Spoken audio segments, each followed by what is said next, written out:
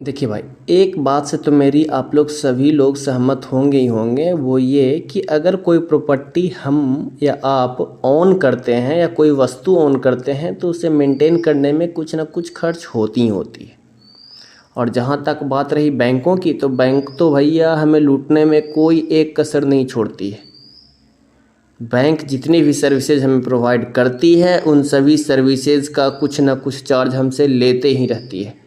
चाहे अगर वो एसएमएस प्रोवाइड करती है ना मैं कि आपका इतना बैलेंस है, इतना डेबिट हुआ, इतना क्रेडिट हुआ, उसका भी चार्ज लेती है SMS alert charges, D card fee लेती है, बहुत सारे चार्ज लेती है। अगर इन सभी चार्जेस के बारे में आपको विस्तृत रूप से जानकारी चाहिए तो इन सभी चार्जेस के प्लेलिस्ट का लिंक मैंने ऊपर कार्ड पे दे रखा है, वहाँ से जाकर देख सकते हैं।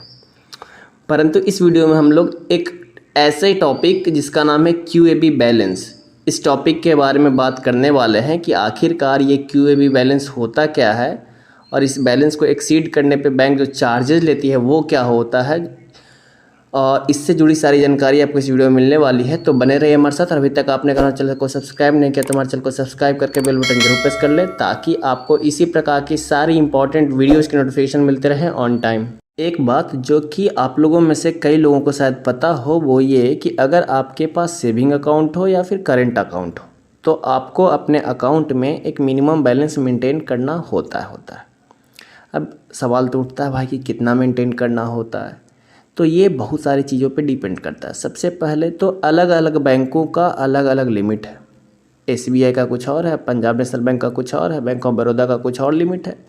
तो बैंक पे डिपेंड करता है कि आपका बैंक कौन सा है। दूसरा जो डिपेंड करता है वो आपके बैंक के लोकेशन पे, कि आपका बैंक का लोकेशन क्या है। सपोज डेट आपका बैंक का लोकेशन जो है वो रूरल एरिया में है, यानी आपका बैंक जो है जिस बैंक में आपका अकाउंट है वो देहाती क्षेत्र में है, तब आपको मिनिमम बैलेंस कम मेंटेन करना होगा। अगर आपका बैंक सेमी अर्बन एरिया में है तब उससे ज़्यादा कुछ करना पड़ेगा। अगर आपका बैंक जो है वो अर्बन एरिया में है तब उस कंडीशन में जो मिनिमम बैलेंस मेंटेन करने की जो लिमिट होगी वो बाकी दोनों से ज़्यादा होगी। यानी अगर पंजाब नेशनल बैंक के दो अलग अलग ब्रांच में मेरा अकाउंट है और एक ब्रांच जो है वो देहाती क्षेत्र में है यानी रूरल एरिया में है, और दूसरा ब्रांच जो है वो अर्बन एरिया में यानी शहरी क्षेत्र में है, तब इस कंडीशन में बैंक सेम होने के बावजूद भी मुझे दोनों अकाउंट में अलग अलग मिनिमम बैलेंस मेंटेन करना पड़ेगा।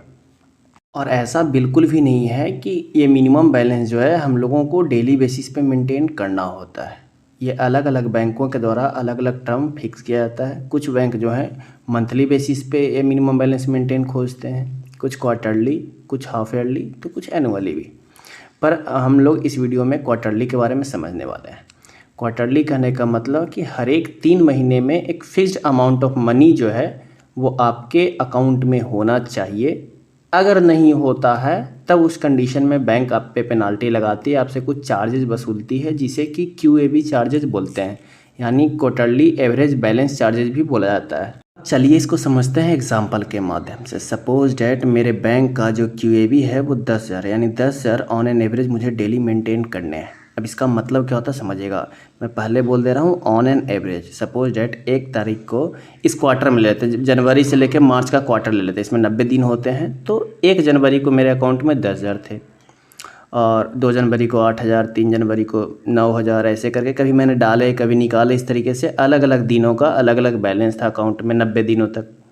अब बैंक क्या करती है कि हर एक दिन का जो बैलेंस आपके अकाउंट में था उन सभी बैलेंसेस को जोड़ती है कि भाई 1 तारीख को इतना, 2 तारीख को इतना, इस तरीके से 31 मार्च तक 90 दिनों का टोटल सम निकालेगी और उसे डिवाइड करेगी बाई 90। अब डिवाइड करने पे सपोज डेट आया 12,000 या 10,000, और बैंक का क्यूएबी बैलेंस मिनिमम बैलेंस मेंटेनेंस कितना था 10,000। अगर आपके डिवाइड करने पे 10,000 फिलफिल कर रहा है, 10,000 के पार आ रहा है, तब इस कंडीशन में आपको चार्ज नहीं देना होगा। और अगर टोटल सम को नंबर ऑफ डे से डिवाइड करने पे 10,000 से कम आ रहा है, तब इस कंडीशन में आपको क्यूएबी चार्ज देना होगा। अब आप हमें कमेंट बॉक्स में ये बताइए कि आपके बैंक का क्यूएबी बैलेंस कितना है, क्यूएबी कितना मेंटेन आपको करना पड़ता है, और अगर आपको चार्ज देने पड़े हैं, क्यूएबी चार्जेज आपसे वसूला गया है तो कितना वसूला गया है और कौन से बैंक के द्वारा वसूला गया है, कमेंट में ज़रूर बताएं। अगर आपको ये वीडियो अच्छा लगा और हेल्पफुल लगा तो वीडियो को जाने से पहले लाइक ज़रूर कर दें और हो सके तो दोस्तों के साथ शेयर जरूर किया करें, क्योंकि आपका हर एक लाइक और हर एक शेयर हमारे लिए बहुत ही ज़्यादा इंपॉर्टेंट है। और अभी तक आपने अगर हमारा चैनल सब्सक्राइब नहीं किया तो हमारे चैनल को सब्सक्राइब करके बेल बटन जरूर प्रेस कर लें, ताकि इसी प्रकार की सारी इंपॉर्टेंट वीडियोज़ की नोटिफिकेशन आपको मिलते रहे ऑन टाइम। धन्यवाद।